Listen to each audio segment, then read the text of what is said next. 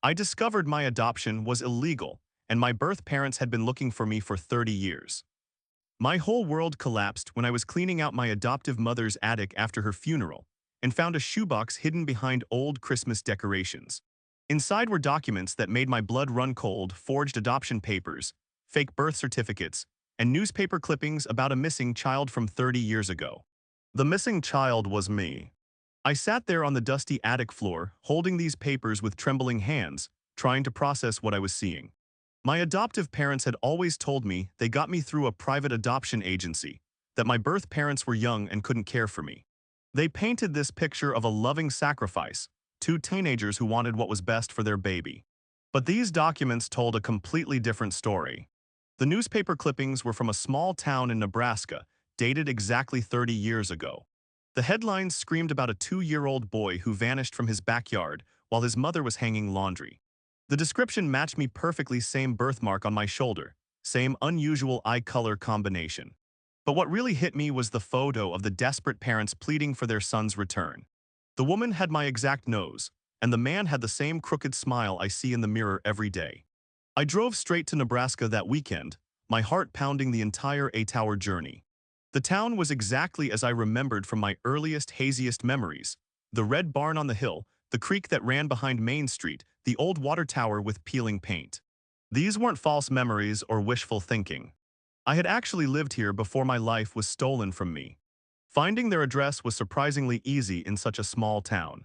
I parked across the street from a modest 2-story house with a wraparound porch, watching through my windshield as an older woman tended to her flower garden. She looked up at one point, and our eyes met across the distance. She dropped her watering can and pressed her hand to her chest, staring at me with an expression I'll never forget. Within minutes, a man came rushing out of the house, and they both stood there on their porch, looking at me like they were seeing a ghost. I got out of my car on shaking legs and walked toward them, pulling out one of the newspaper clippings. The woman started crying before I even reached their front gate. The man just kept saying my name over and over, my real name, not the one on my fake birth certificate. They invited me inside, and the next few hours were a blur of tears, explanations, and revelations that turned my understanding of my life upside down. They told me how they never stopped searching, how they hired private investigators for years, how they kept my room exactly as it was the day I disappeared. They showed me photo albums of birthday parties they celebrated without me, Christmas trees with presents they bought for a ghost, and missing person flyers they distributed across 3 states. The most heartbreaking part was learning about my younger sister, born 2 years after I vanished. They named her after me, giving her my middle name as her first name. She grew up hearing stories about her missing brother, looking at my baby pictures and visiting my empty bedroom like a shrine. She was away at college when I showed up, but they called her immediately. Her reaction over the phone was a mixture of joy and disbelief that I could hear through the speaker. But the story gets even more twisted. Through their investigation over the years, they discovered that my adoptive parents weren't random kidnappers who snatched me from a backyard. My adoptive father had been having an affair with a woman who worked at the adoption agency, and she was part of an illegal baby trafficking ring. When my adoptive mother couldn't have children, he saw an opportunity to get what his wife desperately wanted while covering up his extramarital activities. The adoption agency was a front operation that specialized in stealing children from families who couldn't afford extensive legal battles or didn't have the resources to fight the system. They targeted single mothers, poor families, and immigrants who were afraid to involve authorities. My birth parents weren't poor or single, but they lived in a small town where the local sheriff was being paid off by the trafficking ring. What made this revelation even more devastating was realizing that my adoptive mother probably knew nothing about the illegal nature of my adoption. She died believing she had saved me from an unwanted situation, never knowing she was raising a kidnapped child. My adoptive father took this secret to his grave 5 years earlier, and I'll never have the chance to confront him about what he did to 3 families, mine, his, and my birth family. The legal implications of this discovery were staggering. The statute of limitations had run out on most of the crimes, but the FBI was still interested in reopening the case because of the larger trafficking ring.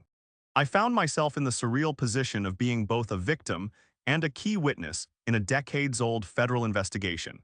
Agents interviewed me for hours, trying to piece together memories from when I was 2 years old, asking about details I couldn't possibly remember clearly. Meanwhile, I was trying to rebuild relationships with my birth family while processing 30 years of lies. My birth parents were incredibly patient, understanding that I couldn't just flip a switch and become their son again overnight. They didn't pressure me to call them mom and dad, didn't expect me to move back to Nebraska, and respected the fact that I had built a life elsewhere. But they also couldn't hide their desperate desire to make up for lost time.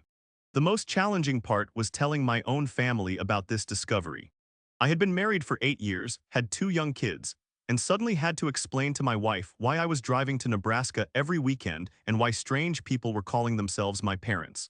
My wife was incredibly supportive, but I could see the strain this was putting on our marriage. She was essentially sharing her husband with another family, and our kids were confused about why Daddy suddenly had different grandparents.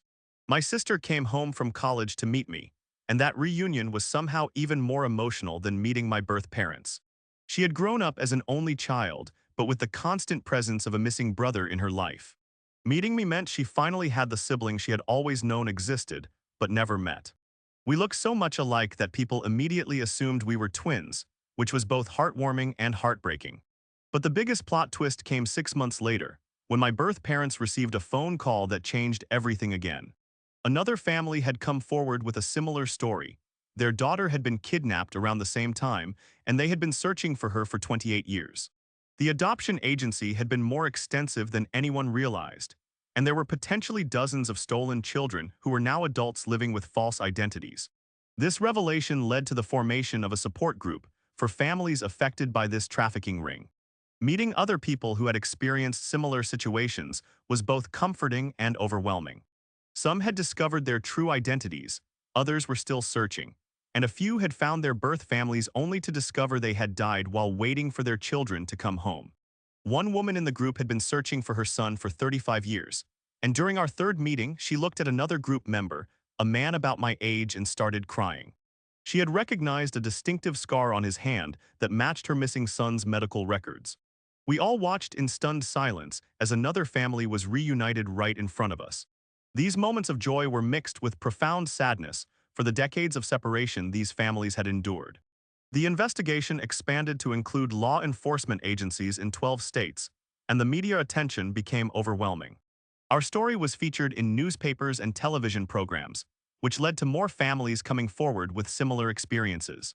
I found myself reluctantly thrust into the role of spokesperson for this group of stolen children, appearing on talk shows and giving interviews about the long-term effects of illegal adoption. The most difficult interview was with a journalist who had been investigating this adoption agency for years. She had uncovered evidence that the trafficking ring had operated for over 2 decades, stealing hundreds of children from their families. Many of these children were now adults who had no idea they had been kidnapped, living their entire lives with false identities and fabricated origin stories. During this interview, she showed me a photograph that made my heart stop. It was a group photo of children at what appeared to be a daycare center, but she explained it was actually a temporary holding facility where stolen children were kept before being placed with adoptive families. I was in the photo, sitting next to a little girl who looked familiar. The journalist told me this girl had been found and reunited with her family 10 years ago, and she now worked as a social worker helping other trafficking victims. I contacted this woman, and she became an invaluable source of support and information. She helped me understand the psychological impact of what we had experienced, the complex emotions of loving the people who raised us while also grieving for the families we were stolen from. She also warned me about the survivor's guilt that comes with being found when so many others are still missing. The emotional roller coaster of this experience was unlike anything I had ever faced. Some days I felt overwhelming gratitude for being reunited with my birth family, and other days I felt crushing guilt about the life my adoptive parents had given me. I loved them and had good memories of my childhood, but knowing it was all built on a lie made everything feel tainted and complicated. My birth parents never said anything negative about my adoptive parents, understanding that these people had raised me and that I had formed genuine bonds with them. But I could see the pain in their eyes when I talked about happy memories from my childhood, knowing that each of those moments represented time stolen from them. They had missed my first steps, my first words, my first day of school, and countless other milestones that can never be recovered.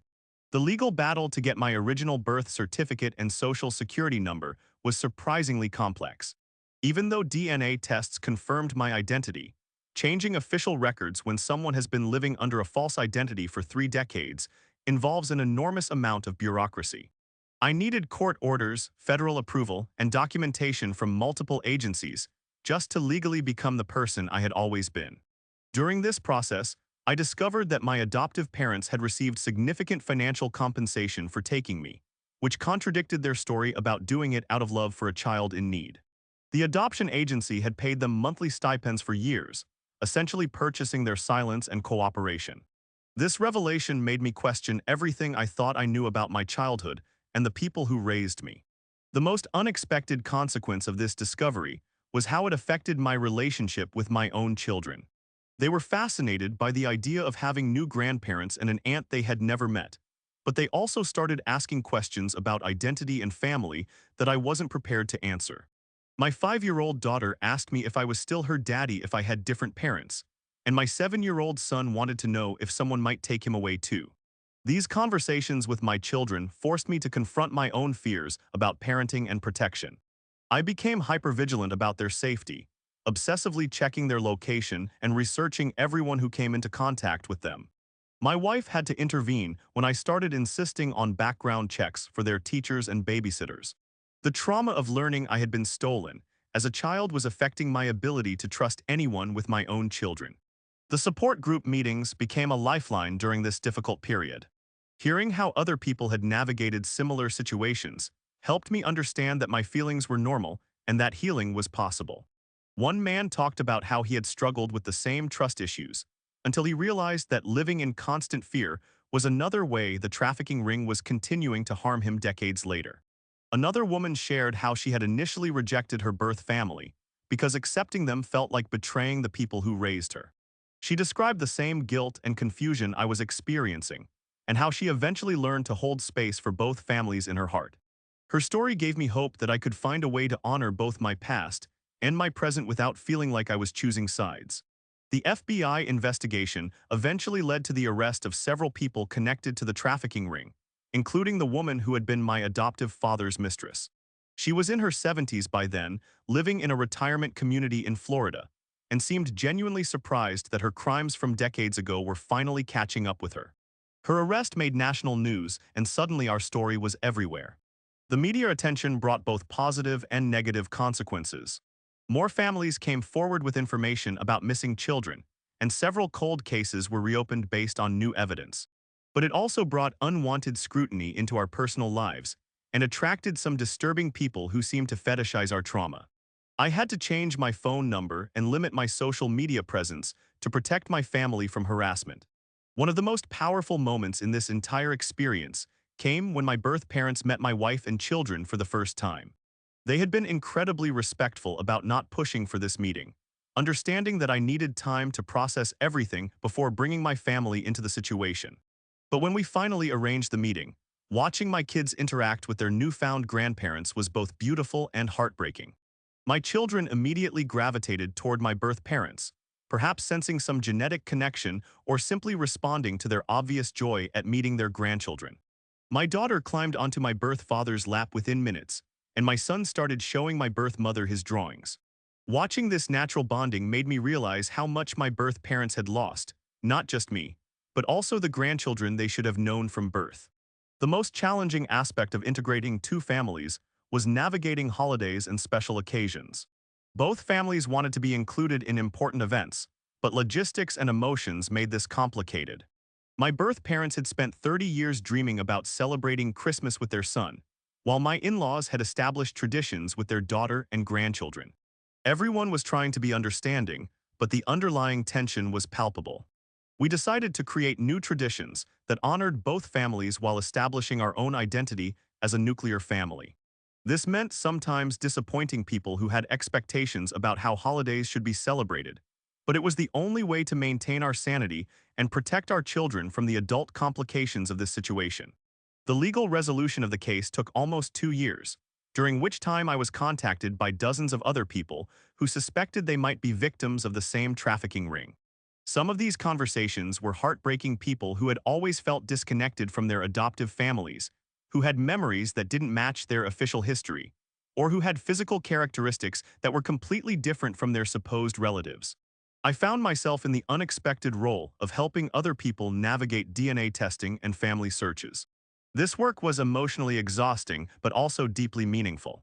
When I was able to help someone else find their birth family, it felt like something positive was emerging from the trauma we had all experienced. The support group expanded into a formal organization that provided resources for trafficking victims and their families. We worked with law enforcement agencies to develop better procedures for investigating these cases, and we lobbied for changes in adoption laws to prevent similar situations in the future. This advocacy work gave me a sense of purpose and helped transform my personal tragedy into something that could help others. Looking back on this experience now, 3 years after that devastating discovery in the attic, I can see how it changed every aspect of my life.